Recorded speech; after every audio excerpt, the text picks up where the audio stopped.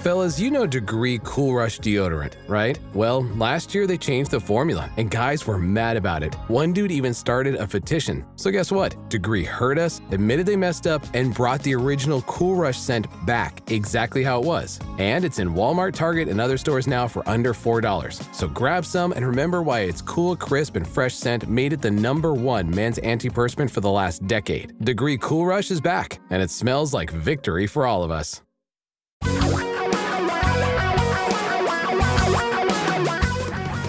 Reality radio for a really great future.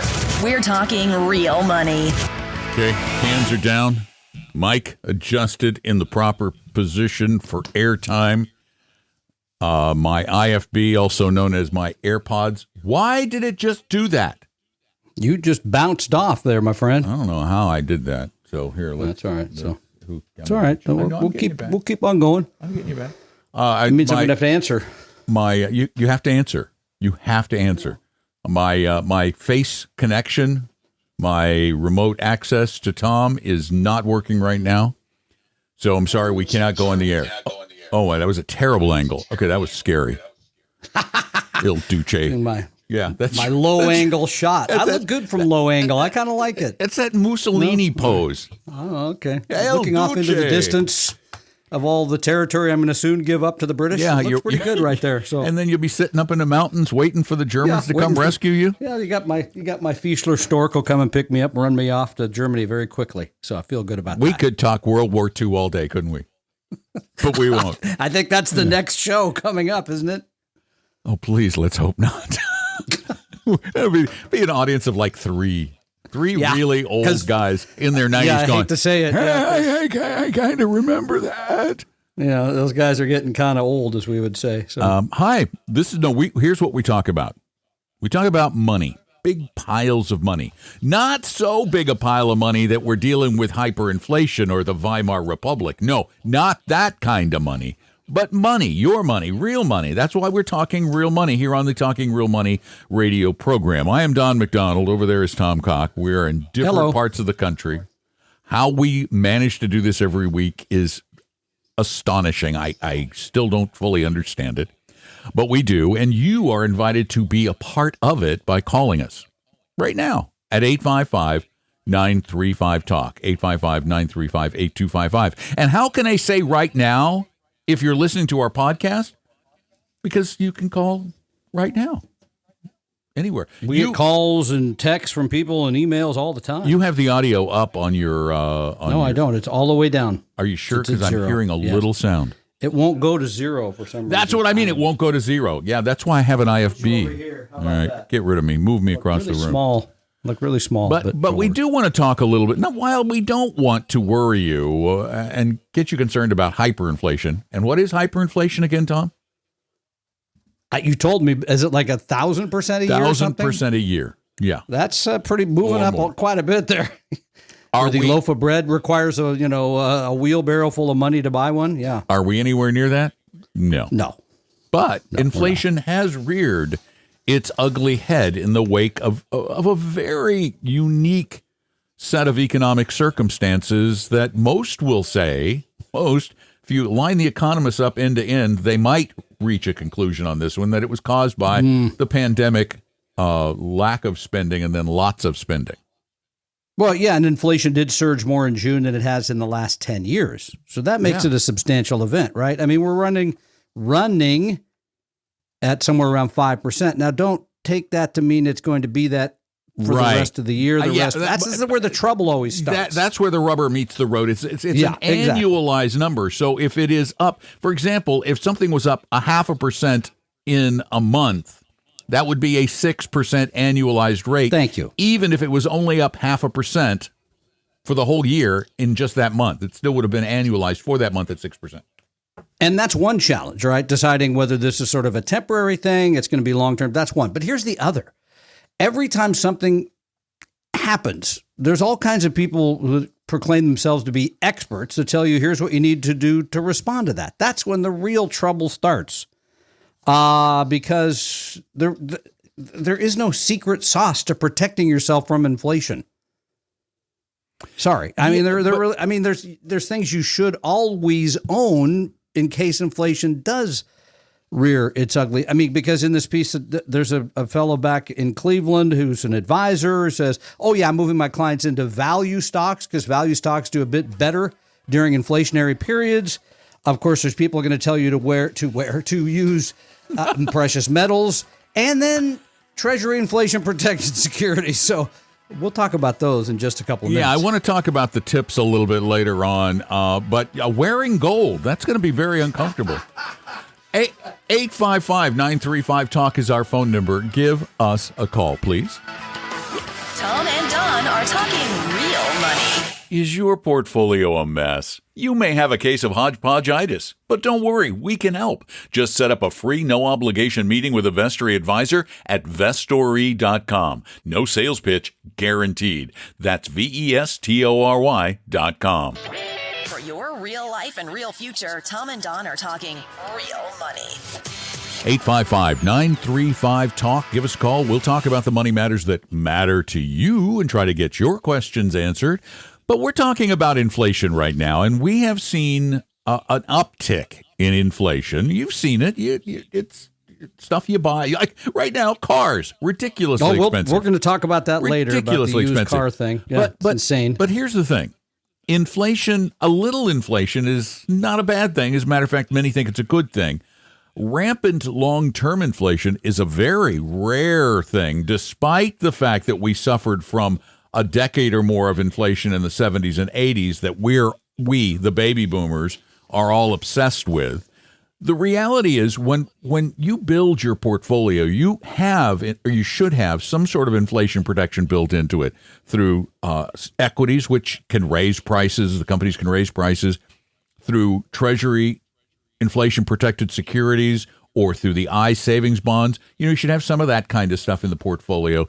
But the reality of TIPS is that, just like any other bond, they're really boring. Yeah, they are boring. They're issued by the U.S. Treasury. And, of course, the value of those securities go up when the consumer price index increases, right? So the interest payment goes up a little bit. The value goes up. So, but here's the rubber meeting the road. Because right now, because you had this very short so far inflationary spurt, if you will, people are advertising the interest on TIPS in a crazy the Fidelity inflation protected bond index fund. Their SEC yield 7.1, PIMCO their yield 8.2. So, and I know the way people look at bonds. Now you they just look did it. You set everybody off. They're going to go rushing now. Because what people do, what we all have a tendency to do, I just want to buy the thing that's making the most money. Bonds aren't making any money. In fact, I looked at the DFIGX, the intermediate term bond fund. It's down 1.8% this year so far. That's intermediate term bonds. So people have a tendency, I'll just pick the shiniest thing there in the window. I'll put that in my portfolio. But this is very misleading. Mm-hmm. This is based on a very short period. They're taking a short period of time, Don, and saying, this is your yield. And all people think is that's what I'm going to make on this bond fund for a period of time. And the short answer is no. Now, I did go look at dimensional funds. We consider them an ethical organization. And Vanguard, by the way, they both show their TIPS yields at about 2.5%. Mm-hmm. A little more honest than showing them at 8%, which I really doubt you will earn in this fund over the long haul. Bear in mind that the SEC yield is the 30-day yield of a bond. 30 days, that's the 1-month yield multiplied by 12. So they just simply take that month and then say, wow, look at that rate. So that's terrific. if these bonds continued, if you had high inflation every month for the next year, then yes, you might get that return, but you have not as yet received that. You've only received a 12th of that or a 6th of that if you've had it for a couple of months. And here's the reason I know there's people that are running out and buying these. It's $36 billion poured in to TIPS in the first half of the year, TIPS funds. That's a new all-time record because I guarantee you people just look at the rate and go, I'll just take that one because it's paying way more than that one. But big mistake. As money managers, we manage people's money. We manage a lot of people's money. As money managers, though, what were people saying to you and the other advisors last year about owning TIPS in their portfolio? didn't like it. And people in general have not wanted to own bonds because bonds have gone down. That's the reason I mentioned the one fund there that's down a whopping 1.8% so far this year. Ooh, that really took your portfolio under if you were in a 60-40. Didn't. No, it didn't. That's the point. There's still been the bedrock, which is what you should be buying bonds for. You're not buying them for yield, because there's another part of the market that's also an interesting look right now with bonds, and that is high yield bonds, right? I mean, the difference between those and just owning the vanilla government bonds is at an interesting place. Let's just put it that way. What it tells you, though, and there is a lesson in all of this. It tells you that we don't plan for future possibilities. We react after things have happened. I think that's exactly right. And a little bit later, we're going to talk about oftentimes why you need, even though it's only 1% of America, why you probably need a financial advisor to stop you from running out and doing things like this. No, that's not to be self-serving. That's just, it's just, you do things so badly, folks. You do. You know you do. You just don't like to admit it. But deep down inside, you know you get a lot of this wrong. 855-935-TALK is our phone number. And Don, welcome to the show. Hey, Don. Hey, how's it going, Don and Tom? Good. I got a question. You talk about it almost every week. How do I go online and look at the comparison funds of Vanguard, Fidelity, and Schwab? I guess you got different ones for different companies. Go to Morningstar. No, I think he's asking where can you see the portfolios? On Talking Real Money. Yeah. Where I can just go to and click on and I'll see the different ones. Go to talkingrealmoney.com. Yeah, hold on. I'll talkingrealmoney.com, and we'll give you the exact place. One there already. On talkingrealmoney.com, and then scroll down the page, and you will see. Get off the page. You'll see popular show topics, and then right there at the top it says 3 funds at 3 groups. Enough. That was my only question. I do a pretty good job. I've been listening to when it used to be the Don McDonald show. I don't want to go too far back. But. Wow. Whoa. Well, he didn't go clear back to the Ways and Means Committee, at least. That's a good point. You spared him that a little bit, so thank you for that. So thanks, Don. Thanks, Don. Good luck. By the way, with Don those was not paid a fee to show up on the show. That Don was not. Anyway, one of the Dons was not paid a fee to promote that. I'm paid to be here, aren't I? I know, but the other Don, the guy that just called, goodness, you're not in charge of paying me anymore. Apparently, this is you were going to cut me off. Exactly. So anyway, thank you, Don, for that. Yes, on our website, we give you what he was alluding to is free portfolios at Vanguard, at Fidelity, and at Charles Schwab. You can simply go there, click on the link that Don just mentioned, and it gives you the funds. You could build a pretty doggone good portfolio with only 3 mutual funds at those locations. Matter of fact, you know what I'm going to do? I'm going to go in and just rename that page and make it easier. During the break, I'm going to rename that so people can go to talkingrealmoney.com/3 funds. Portfolio. 3 funds or portfolio? Oh, so which would you prefer? I prefer portfolio. Yeah, because 3 can be the number 3 or the word 3. Yeah, You're exactly. Right. So during the break, I'm gonna make the link talkingrealmoney.com/portfolio. At least that's the tentative plan. They're there. Here's hoping it works. I'm gonna go into. And we're not the only ones who offer it, by the way. If you want to get fancier, we've said this before on the show, you can go to paulmerriman.com and go to his 10 fund portfolios, which he has at Vanguard, Fidelity, and I think at Schwab as well. More work. Again, gets a little more ponderous, we think, but that's why we do. I mean, we do the simpler way. Well, we're trying to keep it simple to try to get you to do it. But again, there's a point for a lot of people. There reaches a point in their lives, personally and economically, financially, that it's time to stop DIYing with a few funds and really start doing it the right way and getting guided to that better future. 855-935-TALK, our number. Tom and Don are talking real money.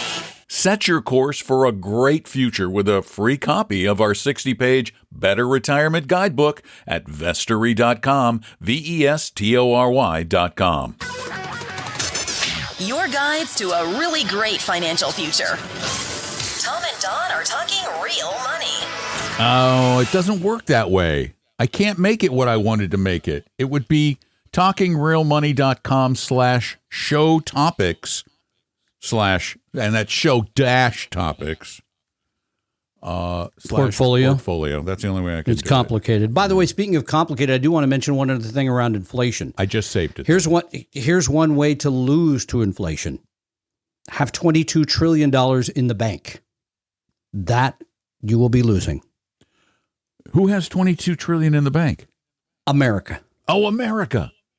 Yeah, I'm speaking to America right now. I'm speaking to you, America. Money. Yeah, because all that money, yeah. Guess what? The banks take it, and I'm pretty sure they invested in things that make more than half of 1%. That's one of the reasons. 1/10 of 1%. Why I took Crazy. $10,000 of my cash money that I knew I wouldn't need for several years, and I put it into an iSavings bond at 3.5%. There you go. 3.5%. Click. Yeah. 855-935-TALK is our phone number, 855-935-8255. And you can also send us your questions at talkingrealmoney.com. Just click on the contact form, and you can send it in. You can type it in, or you can speak it. Text it. Speak it. Smoke signals. Smoke signals. Okay. Sure. I don't think we've answered this one. Let's see. No, I don't think we have. Oh, it's an easy one to start off with here. Yeah, then I better find you another one. Oh, my gosh, that one's really long. Oh, here we go. This is short. Where do I keep my money? There you go. Under your mattress. That's easy. Hi, I'm a college graduate with loans I still have to pay. I have a large sum I have held on to pay it down, but have not done so because there's been a suspension of loan payments and it's not incurring interest, as well as the hope they might forgive it. I'm wondering what the best place I should put the money is to get the most yield in the short term, because I may have to pay it off in a couple of months. It's that question again, Tom. Yeah, no, okay. It's the guaranteed you're going to lose money the question. Student loan thing first. I Okay. mean, by the way, it might make sense to wait if you have no interest on that right now, because very well those loans may be forgiven. I don't know. With the political atmosphere, it's a possibility. It is a possibility. So it's not a it's a good strategy, probability. actually. It's not a No, it's a possibility. But it's a possibility. And so the reality is maybe you don't want to. It depends on what the interest rate is. Exactly. If it's a federal loan at very low rate, then sure. Then I would just continue to just make the minimum payments. Mm-hmm. Yeah, I think that's good. Because, unless administrations change or Congress makes a big change in 2022, then at that point you can say, all right, I'm going to pay it off. Going to pay it. Yeah, get rid of it. Clean it up. Yeah. Okay, so in the short term, what to do with your cash? It's going to be somewhere between a few months and a year and a half. Here's what I would do. I know we say this. I know. But I would just go online to bankrate.com, bankrate.com. They have CD rates there. 1 to 2 years. They should. They have high yields. They show you the best deals for stuff, financial stuff. You can go on there and see, if I want to put my money in a high yield savings bank, who's offering the best deal today? And I'm using one right now just to make a little bit on some money I have sitting around, but still not making much, but it's making something. They have the best 1 to 2 to 5 year CD rates. I mean, they have all that stuff up there. And get this, and it's still shockingly low. The best rate right now on a high yielding savings account. 0.5%. 0.5%. Yeah. 1/2 of 1%. Which is astonishing, because I just paid off in fact, that's from Marcus, which is the Goldman Sachs bank. Yeah. Yes, it is. And I just paid off my Apple card, excuse me, which is from Goldman Sachs. And I noticed, I don't pay interest, but I noticed that my interest rate, if I ever let it float past the month. How much? 21%. Ooh, so that's when you want to pay.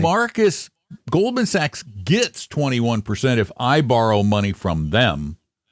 But if you borrow money from them or you give them money, they're going to pay you 0.5%. That's a spread. What does it mean what does it mean when Apple says I have $34.07 cash? I don't know what that means. Oh, that's when you buy things with your Apple card and you get cash back. For example, I'll give you a great example. My dentist takes Apple Pay. Okay? Well, you got your done. Yeah, but they take Apple Pay from the phone, which if I use my Apple card gets me 2% back. What else did they take while you were under? That's what I'd want to know, but that's a whole other No, thing, they I took, guess. trust me, they took plenty of money. I can't believe the cost of dentistry. It's really expensive. 855-935-TALK. Give us a call. Tom and Don are talking real money. A second opinion could save your life either physically or fiscally. Let one of our Vestory advisors help you save your future at Vestory.com, Vestory.com.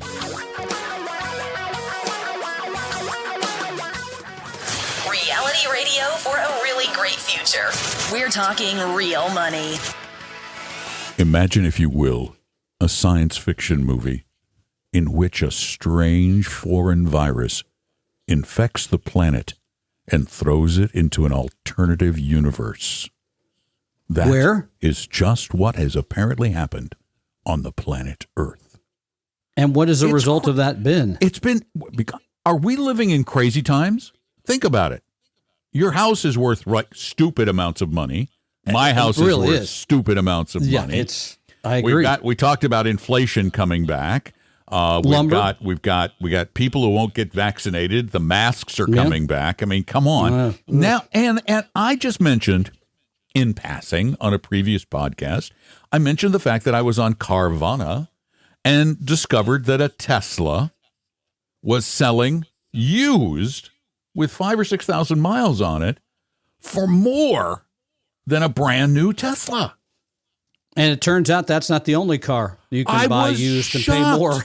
According to a website called IC Cars, they went out and looked up the price of used cars versus the same base model new car. And don't you think most people would rather have a new car than a used car? I mean, I know from a financial standpoint, it makes more sense to buy a used car, generally. Well, generally speaking, when you go buy a new car and you drive it off the lot, the value drops by about 10% or so. Just gone. Not anymore. And as you know, I don't buy expensive cars, but it's pretty fascinating. You could get a Kia Telluride. Yeah, but if you buy it used, it'd be 8% more than the new one. It doesn't make a whole lot of sense. A GMC Sierra 1500, 6.5% more. Toyota Tacoma, I think that's a truck, right? That is a truck, sir, yes. 5.2%. Mercedes-Benz G-Class, which sounds a little more like something I should probably own. No. 4.1%. You destroy the whole Isn't that diesel illusion. or something? I don't Isn't that know. diesel? I'm not a car guy. I drive a Nissan Rogue. I know. What do I know? We're not very supportive of the automobile industry. Toyota RAV, I know that one, a hybrid, 3.9% more to buy it used instead of new. And by the way, I think the Honda Civic's still a pretty popular model, isn't it? Yeah, 2.8%. Yeah, I know. It's crazy. And when you think about it, you go, why? Why? Do you know what it turns out it is? It's that alternative universe we've been thrown into. It's the fact that we are so impatient that we can't wait the 1 or 2 months for the car we want. That Telluride from Kia. Is that what it was, Telluride? Yeah. We can't wait a couple of months for a new one to get built because of the chip shortages. No, we have got to have that exact car today, so I'm going to pay almost 10% more. Folks, that's thousands of dollars more. IC Cars executive analyst Carl Brower calls it, and I think correctly so, instant gratification. Makes sense. So, I mean, if you really want our advice, we'd be saying wait on a car. And by the way, Don, if you're going to have my Gullwing Tesla delivered, anytime is fine. I'm not that picky. If it's today, tomorrow, you next understand week, that anytime. The Gullwing Tesla, and I'm using my little quote fingers. Yeah, how much? How much? No. The Gullwings are only in the back seat. Oh, that's all. I don't. They're not going to be any fun for whatever, you. I don't care. Oh, I see. I don't get to take advantage. I can still open that every time I get out of the car in the front. or what do I just care? or leave them open and try to catch air. on just 405. winging down the freeway. It's just the idea that I own something cool rather You're not than going to get. what I You're not own. going to get a It's sad. Tesla. What is it? Let's see. X. That's the X. The Tesla. Yes, it X. is the X. And probably used. That's 10% more than the new one anyway.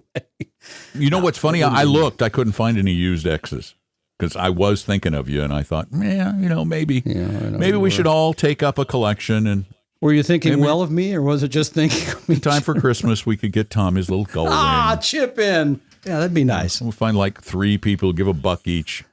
We'll only be like $75,000. Is that from the staff or is that short. from the clients? The staff? That would be the staff. $1 each From 3 people. That's I could probably probably right. name the 3. By the way, my son's one of them. Then now we're down to 2. So there you go. Do you think he? No, he doesn't feel that compelled anymore. He makes enough money he can just kind of snub his nose at you and thumb his nose. Probably Not snub true his nose, too. thumb his nose. You're hurting me here. All right, 855-935-TALK is our phone number, 855-935-8255. As a matter of fact, I got an email from my car dealer. I have my Armada is a lease, and they're sending me notes. The lease isn't up for like months, and they're sending me notes. And I sent her a note back going, why would I want to talk to you about another car right now when you don't have any cars right now? Wouldn't this be the worst time to talk about buying a car? I haven't heard back from her. I guess she took that wrong. 855-935-TALK is our number. Give us a call. Tom and Don are talking real money. Tom and I created Vestory to help everyone become a better investor, even those who will never be clients. Let one of our advisors help you start your financial plan or solve a money problem free with no obligation or high-pressure sales pitch at Vestory.com. Vestory.com. For your real life and real future, Tom and Don are talking real money. We like answering your questions most of all. It is the thing we enjoy most. But there's a catch. You have to actually call us with them at 855-935-8255. So give us a call. And then we can hear your voice instead of being stuck with my voice reading questions that were sent in to talkingrealmoney.com, like this one. This is from go ahead. Lowell, Massachusetts. Wow. Lowell. Should I do a rollover to Roth? We get this question a lot. A Roth conversion? I think You it's said conversion. rollover. Yeah, well, Okay. that's what she typed. Okay. It's the same kind of thing, but it's conversion. It's rollover, similar, okay. I know, All right. but Let's just hear the question. People don't get the differentiation in the terminology. And good news, they're going to save you because we got a caller anyway. So All right. I'm 48 years old with 2 kids. I own my home, no debt. I have a 529. As a head of household and with my earned income, my tax bracket is currently 12%, and I anticipate it staying there. My yearly cost of living is $40,000. I contribute to my Roth yearly. I anticipate I will start to make withdrawals at the age of 60 and take Social Security at 67, $2,000 a month. I have $900,000 in traditional and $130,000 in Roth. I am invested in a diversified portfolio of index funds of about 85 stocks and 15 bonds. That's not the diversified Wait, that makes no sense. Wait, those index funds with only 85 stocks? I don't know of an index fund that holds less than 100. I but don't okay. either. I hope to have it double by age 60. Wouldn't that be nice? My question is, should I convert $125,000 of my traditional to a Roth this year?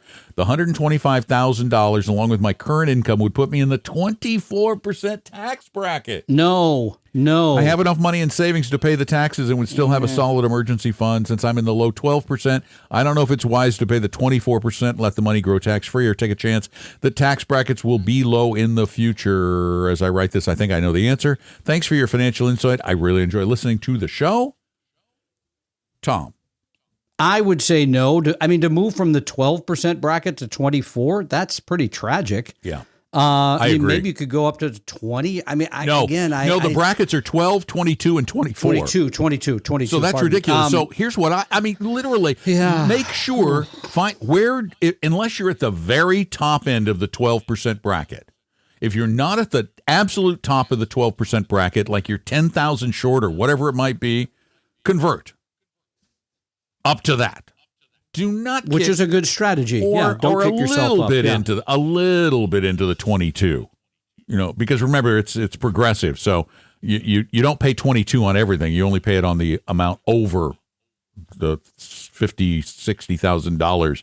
I can't remember the exact dividing line at head of household, but it's somewhere in there. Yeah, no, I think that's a good strategy. I mean, and there'd be people, of course, who tell you don't pay any tax until you have to. That would be one thing. Number two is you really don't want to push up into a higher bracket ever, in my mind. Doesn't make sense unless you have a long-term strategy. And, I mean, what's going to be your tax rate when you retire? Yeah, You're that's right. the We other don't know thing. the rates, but we do know that $2,000 plus whatever, $2,000 from Social Security plus whatever you take out is unlikely to have it be a huge bracket. So I would say no dice. Yeah, a slower conversion. Do a little bit every year with your tax bracket in mind. Just reduce the speed. You've still got 12 years or more. Well, you don't even have to start taking required minimums until 72. So, holy cow, you've got a couple of decades to play with. You this. could smooth it out for a whole bunch of years there. I think that's a good strategy. Yeah, Should we go to the that's phones? Because Tim's been waiting for us. I was going to get there. Hey, Tim, welcome to Talking Real Money. Hi, Tim. Hi, guys. Hey, I just was listening earlier, and I heard Don mention something about, this is an I-bond question, by the way, that he owned, that he got an I-bond as in individual, or were you referring to a fund? No, I went out and bought an I savings bond. You can put up to $10,000 a year per person into an I savings bond, which is set twice a year based on the rate of inflation, the annualization of the rate of inflation. Okay, can that be held within a conventional IRA? No.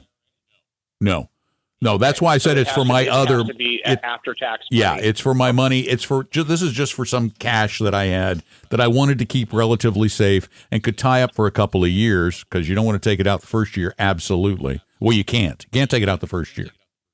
But after that, you pay the price for reducing. It would be a long-term thing. Yeah. But you can only do $10,000 a year, and it's so easy. You can't do it through anybody. You do it directly through the Treasury. You go to treasurydirect.com. Oh, okay. Treasurydirect.com. Glad to do it. Thank you for calling. Very much. And I appreciate you guys. I really enjoy your show. Thank you. Tell your Thank you. friends. Yes. Particularly Nice to tell say. your friends who listen to all the classic rock stations. Tell them to stop listening to music for at least a couple Which hours has on Saturday. edged us out of our top spot. I there. know. Kinda I was painful. bummed. I was bummed. Music. Come on. Music over money. Music trumped money. Music over money. By the way, with your purchase, does that make you're still less than what the Chinese have done in purchases of U.S. bonds, correct? I'm way below. Yeah. I'm Okay, trying to just get testing. there, but they wouldn't let me go more than 10,000. 10,000. So the Chinese Yeah, okay. definitely own more U.S. Debt than I do. Which I forget what the number is now. Just keeps It's going over up. $10,000. It's, yeah. It's more than. I Okay, can't remember that's the good to exact know. figure, but I know it's over $10,000. Comforting. Mm-hmm. Yeah, the I-bond thing though, that's a short term. You're really looking at it for short term money. No. basically. It's really not short term because for the first, Okay. is it the first 5 years? I'm trying to remember the rules. I thought it was 3. 3 where you years, something paid like the- that. First year, you Yeah. can't take it out. First X number of years, I think it's 3. You lose 3 months of interest. Yeah. So it doesn't After make that, sense. you can take it out at any time. Well, it might make sense, but it wasn't. I didn't consider it for short term. I took some of my bond money because I didn't have much in the way of inflation protection anyway, except for the equity portion of my portfolio. So I took some of my bond money and I just put it over there. Next year, I'll take a little bit more of my bond money and put it over there just to give me that inflation protection. And is those tax free? Is that tax free interest? No, taxable. Okay. But state tax free. Doesn't mean Not anything. that to us in the matters great in state of Washington, but when I move to Virginia, it will matter. Which of the If I 5 ever states you do. may end up with? Yeah, If I ever do. so many places that are I'll see. beckoning you. Don't even go there. That's just an easy one. Don't taunt me. I get to taunt you. Where's You the don't- silver bullet now? Where's the? I mean, nobody even silver knows. That's bullet. a mistress. That's a mystery. No, it's the hidden away silver off some bullet. off ramp. It's in Tennessee. It's in Tennessee. So, okay, so you have a residence in Tennessee. It's not you have a residence. in Virginia. It's a trailer. Yeah, but I you can't could live in it. You have no, a resident. No, Sure it's you at a can. storage Why not? unit. I can't. They won't let But me you live in could. it. You could sneak in there and live in it. You've got one in Virginia. It's got no You've got water. one in It's got Florida. no electricity. I'm not going And to then live in it. I lined you up for that little house, that's in On the prairie? neighbor's backyard here. No, in our place, the little house next door. the kid place. Yeah, I'm I excited put a hot about plate that. out there for you, and you could jump in the WTP if you get too hot. It's perfect. Yeah, we're not going to go there. I want to just give you all a number again. And remember, this is a great phone number because something strikes you in the middle of the night. You go, oh my gosh, I wanted to ask Tom and Don about this. 24 hours a day, 7 days a week, you can call 855-935-TALK. But good news is if you call between 3 p.m. and 5 p.m., oh yeah, it may be treasurybonds.gov. I'm sorry, it's not Yep. correct. Yeah, You gave them the wrong treasurybonds.gov. website. Yep. If you call us from 3 to 5 Eastern, noon to 2 Pacific time, when we air in Seattle, you get right through. There you go. Tom and Don are talking real money. Want a free copy of my book, Financial Physics? Well, go download it right now at vestory.com, VESTORY.com. Your guides to a really great financial future. Tom and Don are talking real money. And by the way, it's treasurydirect.gov, not .com, but it's treasurydirect.gov. I'm there. I'm logged into my account. That's what it is. I know that's it. If you need some bigger help than we can provide here in the show in a couple of minutes, you really need somebody to sit down with you for 15, 20 minutes, an hour even, just to help you get started or to go through your portfolio and say, what are you doing? Here's what you should be doing. Set up an appointment with one of our advisors at vestory.com. It's VESTORY.com. Scroll down the page, and you'll see a place where you can actually set up an appointment at your convenience, because we want to make this easy for you, because we want to educate everybody. We want you to not make those bad decisions. So go to vestory.com and make an appointment. Vestory.com. We hope you realize that the information provided on Talking Real Money is for educational and hopefully enjoyable purposes only. Providing personalized financial planning or investing advice takes time, so please consult with a really good fee-only fiduciary investment, tax, or legal advisor. We know a good one. Investing must always involve risk. In other words, you can and probably will lose money at times. Also, as much as you want it, no one can accurately, consistently predict the future. So past performance doesn't tell you a darn thing about what the future will bring. Unlike many other programs that say something similar, Talking Real Money is not trying to get you to buy or sell any financial products or securities. Instead, the program is provided as a public service by Vestory, a fee-only registered investment advisor. Thanks for listening, and please visit talkingrealmoney.com for more information and disclosures. That should keep the lawyers happy.